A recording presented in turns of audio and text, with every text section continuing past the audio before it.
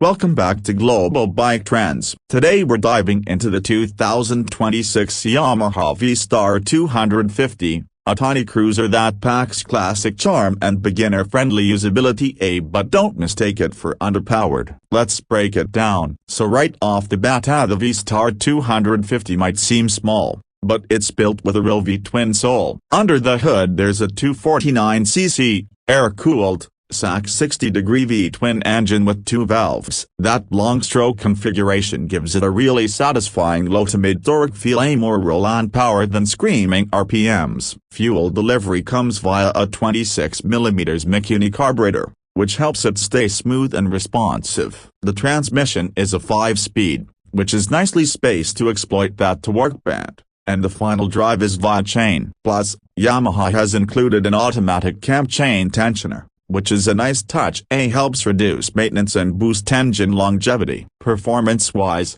this isn't a super high-power machine, but it's more than enough for city cruising, commuting, or weekend rides. It's light. The wet weight is just 324 pounds, or 326 pounds in California spec, so it's very manageable especially for newer riders. And the seat height is incredibly low at just 27 inches. Making it super approachable for riders of all sizes. On the fuel front, it's very efficient. Yamaha estimates around 78 miles per gallon, which means with its 2.5-gallon fuel tank, 2.4 gallons in California, you could go close to 200 miles between fill-ups. That's great for both city commuters and those occasional joyrides. Moving to the chassis, it has a 58.7-inch wheelbase, giving it a long, low, and stable footprint. The suspension is simple but effective. A conventional 33mm fork up front with 5.5 in of travel,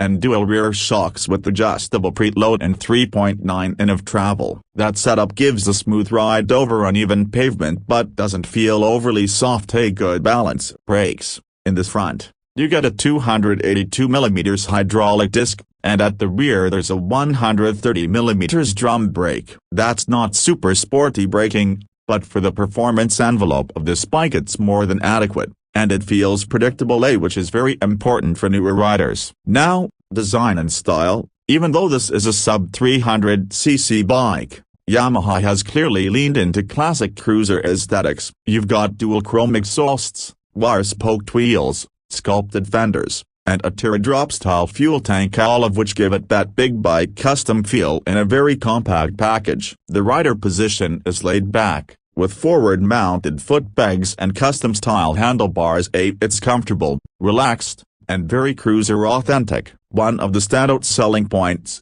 this is the only V-twin in its class, that is, among 250cc cruisers. That gives it a character that most entry-level bikes simply don't have. A little rumble, a unique feel, and a big bike vibe without the bulk. On the practical side, maintenance is quite reasonable. The cam chain tensioner cuts down on regular adjustments, and with the simple air-cooled design, there's less complexity. The low weight and beginner-friendly ergonomics also make it a smart pick for new riders. In terms of price, the MSRP for 2026 starts at $4,799, though that doesn't include taxes, title, or prep fees. Plus there's a $650 destination charge. For what you're getting, a real V-twin cruiser with efficient fuel consumption, classic styling, and a very tame learning curve. That's very competitive. Unique selling points. Recap: it's V-twin in a small package,